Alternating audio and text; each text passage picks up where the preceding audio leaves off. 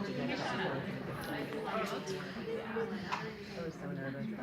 We're in performance space now. We're blinking. Turn that. Anybody remember that in the lobby of the theater and we blink the lights? It's time to get started.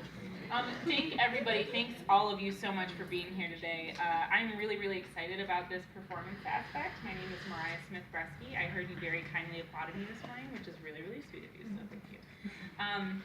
So when I started this group a couple years ago, the reason, or I'd say the pretty big catalyst behind it, is that my undergrad is actually in drama. And I wanted to find a way to integrate theater into my new practice as a psychologist. I think the arts have an intrinsic value whether or not you're trained in psychology. They have a therapeutic value. So I love that in this context, at this conference, we get to speak to both of those, to the professionalism, to the clinical training, and also to people who are not clinically trained but recognize that it's important and it's valuable and that it has had a place in their life. So I'm really glad that we get these three performers to talk today about how they have integrated aspects of performance as healing for themselves, whether or not in a clinical aspect. So I want to introduce our first speaker. This is Elmo Painter. She's an emotional wellness coach, certified Reiki master, writer, sensual educator, and love enthusiast. Her role in this life is to be a muse, an emotional healer, and an implement of whimsical awakening. That's my favorite part. Elmo has extensively researched contemporary ideas about emotional science, neuroscience, links between emotion and memory, and how we can retrain our brains and nerves to think and feel differently. Using sensual movement to develop emotional awareness, Elmo will present her research and work regarding the benefits of expanding our emotional and sensual comfort zones. Thank you.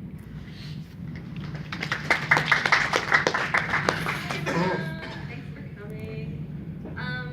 My background is also in theater. My undergrad studies were in theater, and I also got to study with a group there that was all about emotional science and all the different aspects. And I'm going to talk about all the different ways that we experience emotions and all the different fields that study emotions and how broadly of an idea that is and has to be to understand them. So real quick, our emotional experience consists of so many different aspects.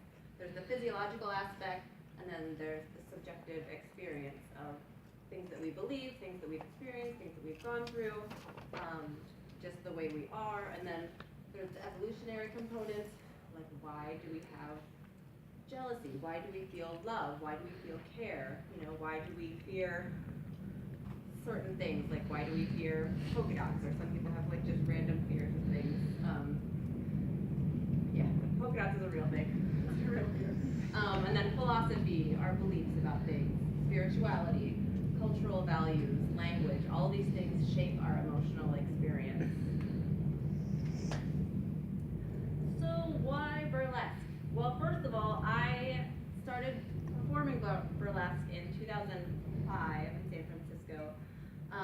And then my undergrad degree officially is it combines drama, theater, and psychology. So with all the emotional studies that I was doing in undergrad and also all of my burlesque experience, I wanted to combine all of those things and see if I could come up with something that was a combination of all of my stuff that I know a lot about, and I did, and it was really good. And it was my senior project originally, and I've been teaching it now for 4 years, and people seem to like it, so I'm going to talk about it with you.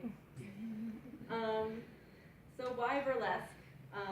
We share different aspects of ourselves with different people. Like we have our professional aspect, and we have our family aspect, we have our friends, we have our people that we go out with, we have people who we have really deep conversations with, and none of these are fake or false, they're just different aspects of ourselves, and we can get Jungian on that all day if you wanna. I don't have time. So sensuality is something that we don't necessarily share with very many people. It's kind of a rare aspect of ourselves, right? For most people, we share that with our lovers, our really, really intimate partners, or our Tinder dates, or if you're a performer, if you're a sensual performer, your audience. Testing microphone. do you think that sensuality is such a rare thing that people express? Anybody? Because you're vulnerable. Too vulnerable, maybe. Yeah, it's a vulnerable space, right? Like it's you're inviting somebody into an area of an aspect of yourself that is it's very intimate, right? It's usually very, very intimate and soft and can be scary sometimes, and can also be very powerful and very transcendent and beautiful. And so can a conversation. But what's different about the vulnerability of sensuality? It's kind of repressed. It's And repressed. cultural, in different cultures. Yeah. Yeah, there's totally a cultural aspect to that. There's no wrong answer. I don't have an answer. I'm just opening that up for, yeah? I think like sensuality, I tend to think about equating it with something you share with one other person, and so not something you would share with people. You know, it's something that you find a significant other, and then it becomes something maybe that you only open up to that one lonely person on the planet. Yeah, it's like a special thing, a very special thing that you preserve for a very, very small number of people, usually. And that vulnerability of sensuality is, I think, why using burlesque as a therapeutic modality is so powerful. And I'll go into that a little bit later, finding that confidence and finding that power within your vulnerable sensuality and expressing that in a way that helps you you know what, I'm just gonna make on that. There's a slide, there's a visual for that. And now I'm gonna talk about nerves. Just a little overview real quick. The peripheral nervous system, everything other than the brain. There's the somatic nervous system, which carries our sensory info to the brain and to the voluntary muscles. And that activates the autonomic nervous system, which houses our sympathetic nervous system, which is the like, whoa, oh my god, fight or flight and arousal, and freeze also. This is old. I've learned a lot about freeze since then. It's kind of one of my favorite responses now. And then the parasympathetic nervous system is the relax and restore and then re-engaging. Curiosity is the emotion that's kind of the healthy parasympathetic response, like healthy curiosity and engagement with your environment and your people and your animal, your fellow creatures. Hey girl, nerves. Okay, so here's the window of tolerance. I'm gonna move over here. So here's the window of tolerance. And a healthy nervous system can go up and down. It can go like, oh, that was really exciting. I'm gonna chill out and relax and like, or you know, something startles you and you're like, what was that? Oh, nothing. Okay, good.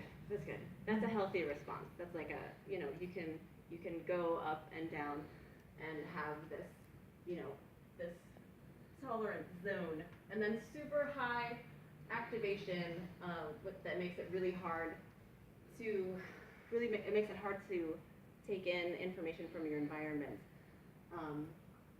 When we're super emotionally reactive, hypervigilant, and we have obsessive or cyclical thinking or like really shaky tension, all that kind of stuff makes it hard to engage with our engage in a curious way with our environment and our people, our group. And then the hypoarousal is down here, and that's where you've got like your depressive symptoms, flat affect, numbing, collapse, inability to think clearly, kind of like really hard to get out of bed and all of that kind of stuff. And a lot of people, some people have a really small window of tolerance where like even a little bit of activation is really, really, really uncomfortable. And this is what we're kind of trying to inch out with burlesque therapy, and also just with experiencing your body, experiencing your emotions in your body. Let's see, next one. Some perspective on feelings is that you never have the same emotion twice. The names of emotions are just really categories of the way that we frame our experience. So when a new lover says to you, I've never felt this way before, it's true. You can believe them. They're telling you. So there's a combination of taste and memories, likes and dislikes, and like what their humor is, how they complement your personality. All this produces a new emotion. The emotion called love is also never the same. It's always kind of like growing and waxing and waning and evolving over time and like changing and depending on what's going on, like moment to moment. It's different, and sometimes there are times when there's somebody that you love when you're together and you're thinking about them. There are times when you don't love them, like when you're really, thinking about a presentation that you're doing, and then you're like, oh yeah, this person, oh, I love them right now. So it's an emotion, like any other emotion. And it changes, depending on like, oh, they did something nice for me. Oh, they left dishes in the sink, depending on like that kind of stuff. It can feel differently. So a little bit about emotions being constructed through language. This is a quote from Catherine Lutz, who is an emotional anthropologist.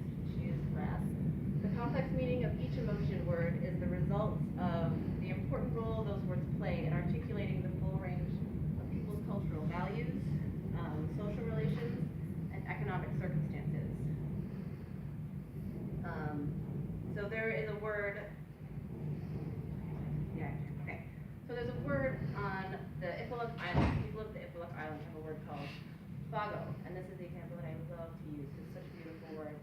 And fago is an emotion that means it's the experience of kind of looking at someone and having this intense love for them, and also this kind of existential knowing that one day you will be separated either by death or travel. And there is a readiness to, right? Yeah. And there's a readiness to care for that person, to take care of them when they are in need. And all of those things combined is fago. Like, how many of you have felt that before? Yeah. Yeah, we don't have a word for it. So that's just an example of how linguistics and culture shape our emotional experience and like what we pay attention to. Okay, here's some brain process stuff. So say somebody gives you a gift and it's something that you really like. What happens is sensory info travels from the eyes, ears, skin, nose to the brain and connects with like memories and emotional significance attached to the object, the significance of the person giving you the gift, the combination of your personality, that person recognizing your personality and knowing what you like, et cetera, and like recognizing that they recognize that and blah, blah, blah, and then the limbic system retrieves your memory info. I didn't have my limbic system thing up because time. Hormones released to create a physical affective response, and the combination of cognitive and physiological response makes an emotion. And it looks like this.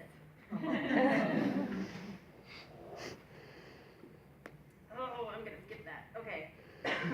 So I skipped it to get to this one.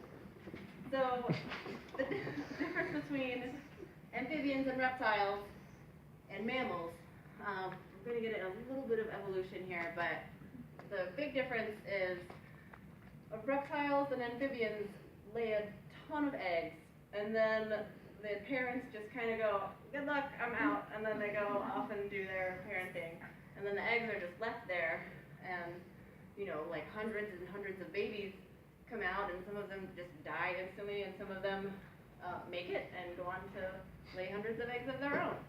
And that's their cycle. But mammals, because we give live birth, it's really, really hard to just like, we can't have like hundreds and hundreds of babies. We would die. Maybe some people wouldn't, but I would. So we have like just a couple of babies at a time, right? Or just one, usually. One or a couple. So we have to, evolutionarily, we have to have reasons to stick together. We have to have reasons to bond and to protect each other and stay together, and there's power in numbers. And there are not very many mammals that have big, sharp claws and teeth. I mean, like lions and tigers and bears, yes. But there are, like most other mammals, we need each other. We need evolved to have these caring emotions and separation anxiety and grief and loss and these really, really big, huge emotions that keep us together. So really, one of the biggest reasons that we're alive is to love each other and to be close and to take care of each other, protect each other, and to be kin. Okay, does anyone have any questions so far? Awesome. So this is a formula that one of my teachers taught me. This is how you get to love. There's this little acronym called COLE. If you read that, it's right there. The first one, curiosity. When you know someone, when you see someone, you're interacting with someone, approaching that person with really genuine curiosity. Like, what is this person's motivation? What makes them tick? What do they like? What are they into? What are their beliefs? What do they love? What do they dislike? What, like, just like really, really having open curiosity. And then the openness of receiving that information from that person and really, really, really receiving that with acceptance of who they are right now, who they are and where they're at right now. Not after they go to therapy, not after they get sober, not after they read this article, not after they learn how to do some skill that you want them to do right now, who they are right now and where they're at right now. And all of these things can lead to real open love. And this is not like a perfectionist thing, like this is how you have to be all the time. This is like a practice. It's a thing to remember in the moment when you're interacting with someone. So, much like meditation or yoga, you don't do those things constantly, and you forget sometimes that, clearing your mind is really good for you. Sometimes we forget that this really, really genuine and open, curious, accepting way of interacting with each other will lead to really, really deep love. Okay, what does all this have to do with burlesque? Good question. So, burlesque teaches us to leave our comfort zones and stretch and go to those vulnerable places and say, we know that there's all this cultural stigma around sexuality and sensuality, but we're gonna go here anyway, and we're gonna open up and show, our lover or our partner or our audience, if we're actually performing on stage, what gives our sensuality power, and there's a lot of power in that. And with that, what am I do first? If we were in my workshop, this is a 3-hour workshop that I'm doing right now. So if we were in my workshop, we would do a lot of physical posturing and movement, and I would show you how to showcase yourself and your body and the things that you really like about yourself, and to find your sensual space inside your body. And it's about acting with confidence within a vulnerable space. And that's, if you go back to that thing, the zone of tolerance thing that I showed you before, how it goes up and down and up and down. And so you have this kind of foundation of confidence while you're in this vulnerable space. Like, yes, I am wanted right now, and I'm going to show you that I know that. So you have that really powerful space, and then from that foundation of confidence and knowing that you're wanted, or even showing in your body, not really knowing, but showing in your body that you are wanted and that you are worthy of being wanted in that moment. And then going to that really vulnerable, shaky space. And having that body awareness of what that feels like in your body. All that stuff combined equals so much yummy goodness. Anyone have any questions? We'll do a Q&A session afterwards. Okay. Okay, so I'm going to show a video of a burlesque performance that I did. Is anyone a fan of Twin Peaks? Yeah, okay. Then you'll follow along quite well. After I did this video is of me stripping into different characters. It's not even just a traditional striptease. I'm stripping into different characters of the show. And then I did this a year and a half ago maybe, and recently, actually as I was preparing this, I was realizing how much each of those characters was actually representative of like how I express my sensuality sometimes. Like there's a character who's dead, and then there's a character who's like real like goofy and silly, and then there's a character who's real seductive and sensual and sweet, and then there's one that's real like standoffish, and then there's one that's really raw and powerful. And yeah, when I do performances, when I do burlesque, I work stuff out on stage. It's not just like a cutesy striptease. Like my stuff is real cerebral, and I don't perform very much because it's not like a bar crowd thing, and burlesque is usually like a bar type show. But anyway, without further ado, I'm going to show you this video, and then